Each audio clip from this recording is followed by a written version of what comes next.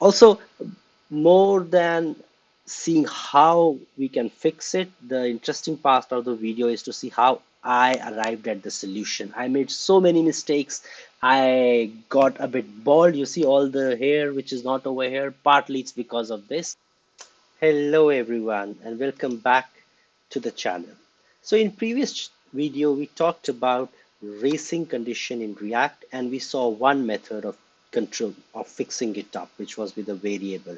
And in this video, as promised, we will be talking about abort controllers, which is actually a JavaScript object which you can put it into the fetch API and then programmatically cancel those fetch requests anytime you want, which is pretty beneficial in our case because we will be clicking multiple buttons and we would like to cancel the previous button click. So if you don't know what I'm talking about, please have a look at the previous video which I did. I explained what racing condition is, and how to solve it and what the cleanup functions are, which is prerequisite for this video.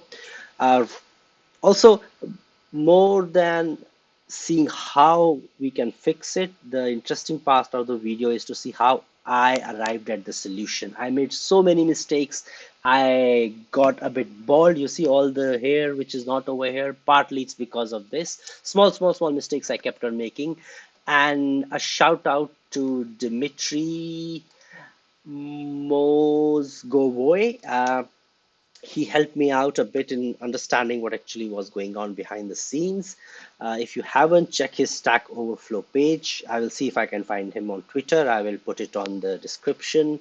Follow him. The guy is a genius. Period. So let's go. That's the source code. We have different buttons. Upon click on the buttons, I change the country. I set the capital, and then that reloads, that does a re-render of the component, and I make a call to fetch API, get the country from there. The set timeout, as we discussed earlier, again, please do have a look at that video, is to put a random delay so that I can cancel these requests. So first way, what I did, I said, okay, I want to have a bot controller, cakewalk. All I need to do is replace my cancelled variable with the abort controller. So I said let controller is new abort controller. Fair enough. I need to pass an object over here. It should be signal and then controller dot signal. And over here I simply say controller dot signal. Oh, controller dot abort, sorry. And I said, prima, it's done. It should work. I'm using set timeout controller over here. I should see everything. It's compiled. Let me save. Now, let's keep a network tab open. So what I should see is if I click on Paris, Madrid, Paris, and then Berlin again, I should see calls going, but since I'm canceling them upon next button click, I should see status 400 and everything is hunky-dory. I should see only one entry over here. That's what I thought. So let's go ahead. Paris, Madrid, Paris, Berlin, Paris. No, all of the calls are going through fine and I still have the racing condition. And I say, so but it was not that difficult to figure out what was going on. The problem is because by the time I click on the next button, my request is already resolved. I do get this response back, so it's not doing anything, the set timeout, apart from the fact that it sets the sets the state afterwards. So I said pretty easy to figure out. If I really want to include my fetch also in the delay, I simply move this guy up and it should work, right? Does it compile? No, it doesn't, because I get some problem with await. Okay. Now, at that time when I was writing this code, I didn't understand promises fair enough. So what I said, you know what? Why do I even bother about it? All I could do is to say Let's control C it. I won't even use await. You know, if you're complaining about await JavaScript, I will say I won't use await. Do whatever you want. Fail number 2, by the way. So I say dot. I do a then. I do a response. This is I don't like, yeah, whenever I do a then, it has to be resp for some reason. I just can't work with response variable. Dot then, and then I set my country object here. That should work, right? And I thought I was pretty intelligent. If I save it, it compile. No, I need to put a JSON object over here. Sorry.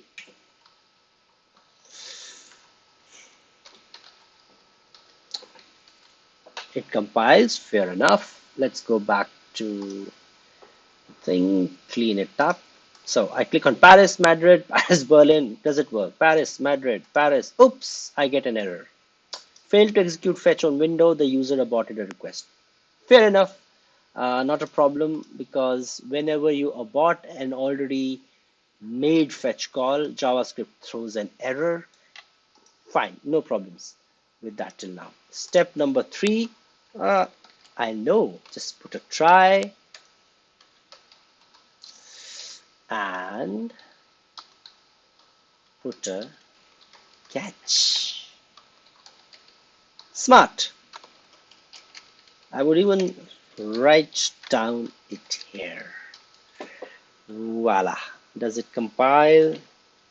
If it compiles, I already feed intelligent, though I'm not, but that's a different thing. So if I click over here, it compiles. Fair enough. Let's clean it. So my error should get caught, and the last button click should give me the only result, right? So Paris, Madrid, Paris, Berlin. Good. Oh, again. My try, and it never catches. And that's the beauty of JavaScript. Try catch don't work. I thought I had figured out a bug in JavaScript framework, by the way. I actually thought so because I thought I was so intelligent again.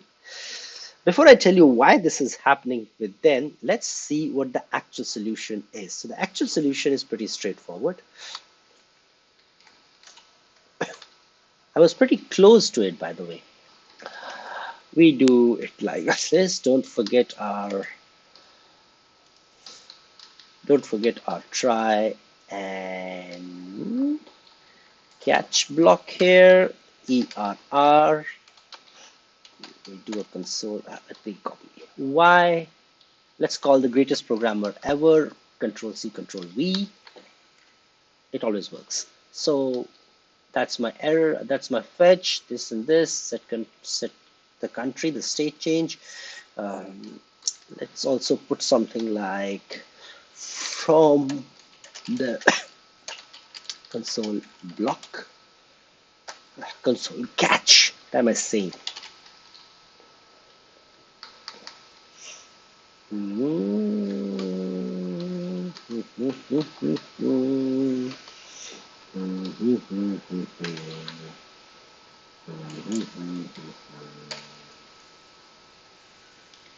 Something like this. Fair enough. Voila. If I save it now, I get again an error. Oh, again. See, again missed the point.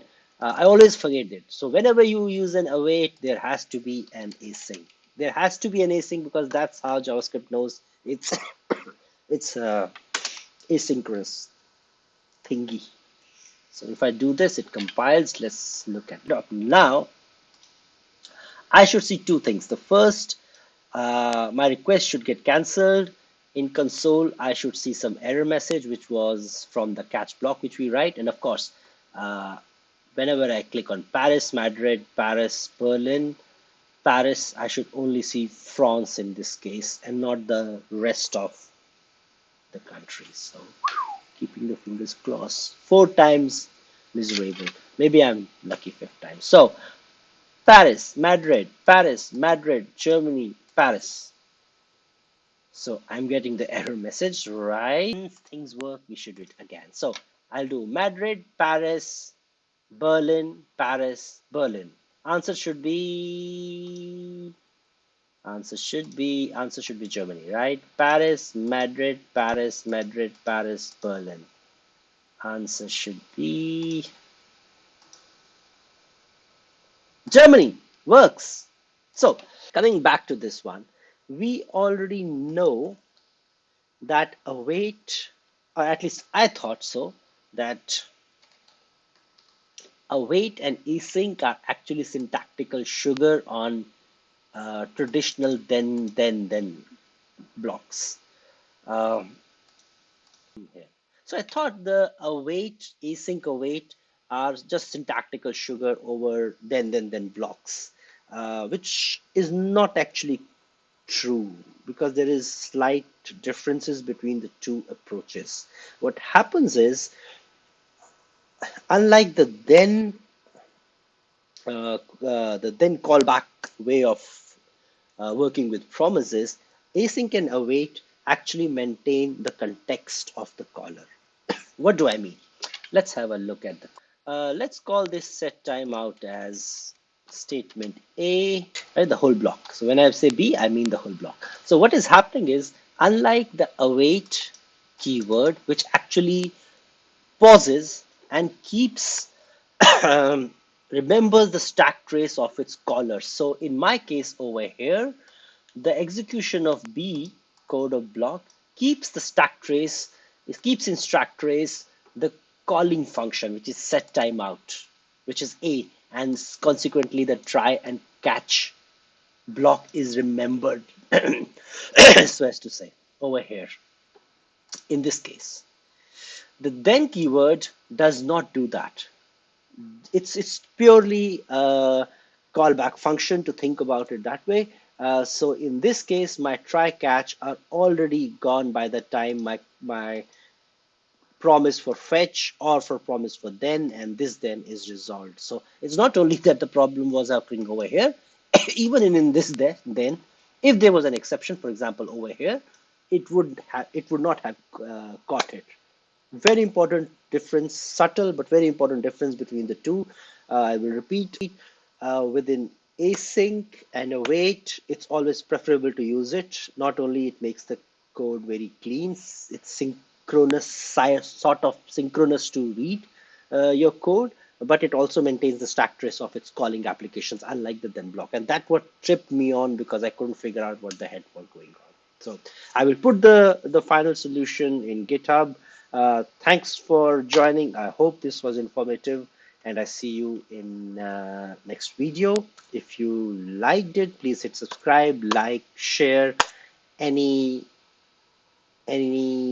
appreciation from your side will be a lot, and that will motivate me to keep on doing more videos. Bye bye.